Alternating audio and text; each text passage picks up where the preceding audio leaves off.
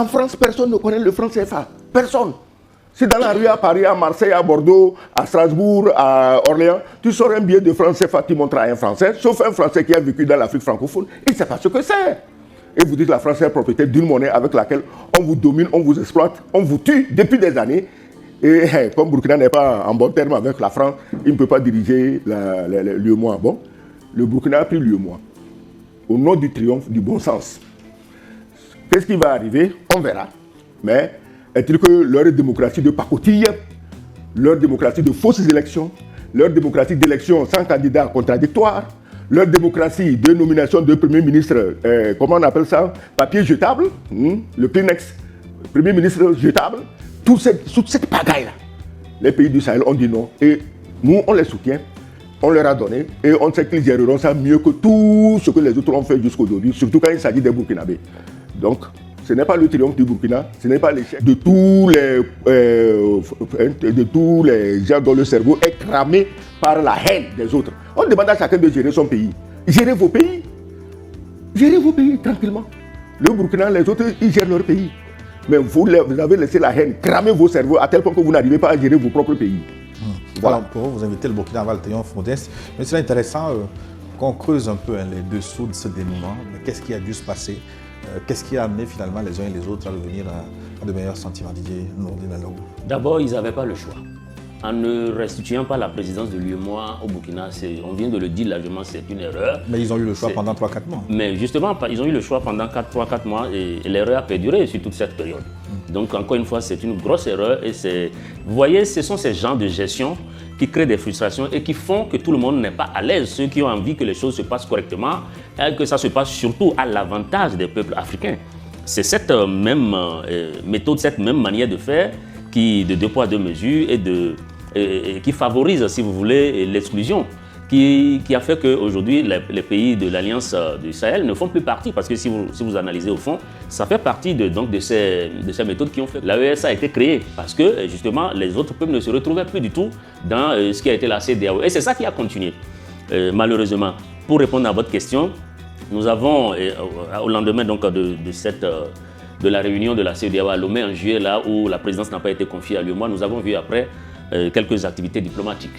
Nous avons vu que le président Diomaye Faye a organisé une visite et qu'il est parti à la rencontre du président Talon au Bénin. Et il est venu également à Lomé ici pour rencontrer le président du Conseil.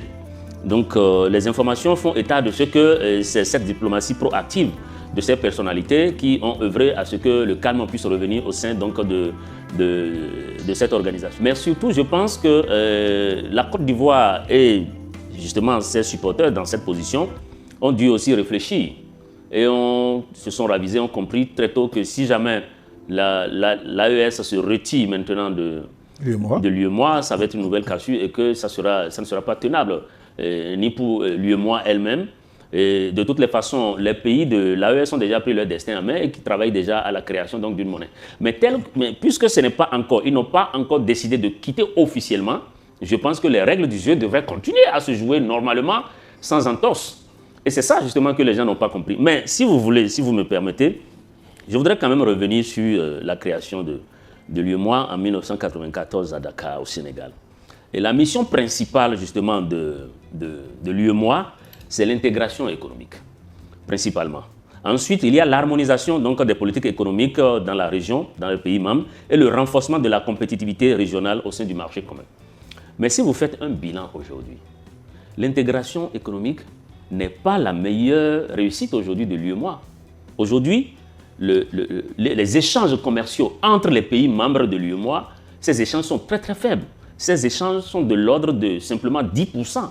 Ce n'est pas une avancée malgré que c'est une institution qui soit créée depuis 1994. Il y a encore beaucoup de politiques aujourd'hui qui ne sont vraiment pas harmonisées. Oui, mais en matière d'harmonisation, justement, beaucoup d'efforts ont été faits dans ce sens. Absolument, beaucoup d'efforts ont été faits, mais c'est insuffisant.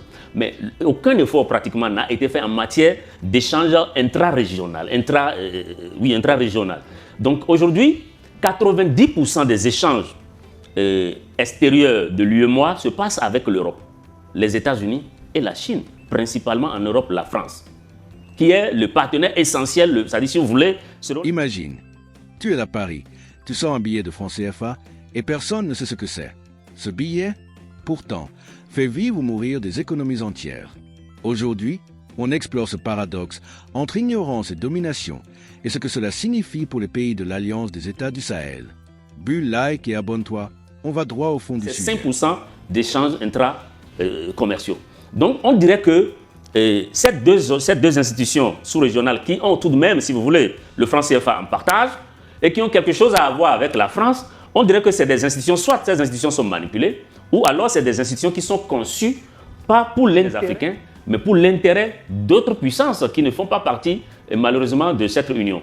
Et puis, l'ambassadeur a bien fait de le rappeler tout à l'heure, et je suis entièrement d'accord avec lui, personne ne connaît le franc CFA en France. Vous allez en France, vous avez des CFA, malgré que c'est des billets qui sont imprimés en France, personne ne connaît ça. Et ça, c'est une injustice majeure, et que effectivement, cela relance la question fondamentale de non seulement les changements qu'on doit opérer au sein de cette organisation, mais aussi sur la question de battre monnaie, qui est une préoccupation majeure aujourd'hui pour les peuples africains. Donc ça, c'est un épisode qui vient remettre sur le tapis et réactualiser, relancer ce débat sur la question du franc CFA. Et je me réjouis, car depuis hier, il se passe un événement très important à Lomé ici. Il s'agit de la 2e édition du Forum sur la paix et sur la sécurité. Un événement auquel j'ai assisté personnellement, qui a été lancé par le président du Conseil du Togo, qui est son initiative. Je profite de cette occasion pour le saluer pour sa clairvoyance et pour son leadership. Et franchement, lors des débats, nous avons vraiment apprécié les sujets qui sont choisis pour chaque panel. Et ce qui a aussi forcé mon admiration, c'est que les dirigeants, c'est-à-dire le président du Conseil et ses homologues qui ont initié, et ses invités, ont une vision claire de ce que c'est que la paix et la sécurité. Parce qu'ils ont compris qu'il faut intégrer à la notion de paix et de sécurité, la notion de souveraineté, pas seulement de souveraineté nationale, de souveraineté militaire, mais aussi de souveraineté économique et monétaire. Et ça, c'est une chose extraordinaire qu'il faut saluer. Ouais, Excellence, oui, on était en train d'interroger les facteurs du dénouement de la crise au sein de l'UEMOA, oui. Et il se dit que le Sénégal a joué un grand rôle comme médiateur pour ramener tout le monde. Le Sénégal. Oui. Ce n'est pas un ministre sénégalais qui insultait les gens à tout va comme une mégère au marché à bétail. Ce n'est pas un ministre sénégalais qui racontait sa vie, son ignorance, son analphabétisme, sa méconnaissance des réalités sous-régionales. Les mots ne sont-ils pas un peu trop forts? Mais lui, ce qu'il a dit là, tu as écouté ce qu'il a dit.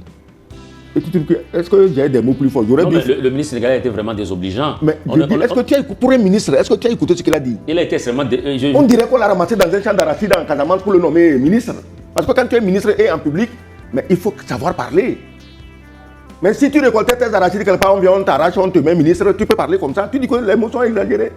Alors, si aujourd'hui, retourner chez lui, c'est chose supérieure, le président a trouvé quand même que, mon ami, je sais que c'est pour faire plaisir à qui nous savons, mais tu es allé trop loin.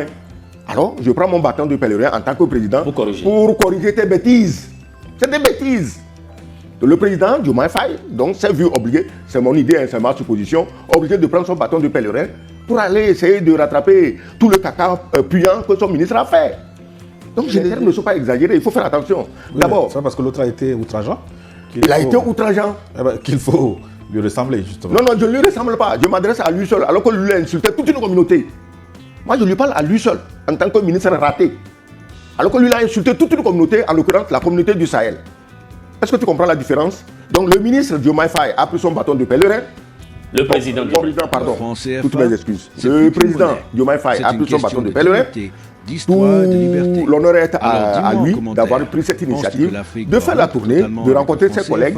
On ne sait pas ce qu'ils se sont dit, on n'était pas là-bas. Mais si cela a débouché sur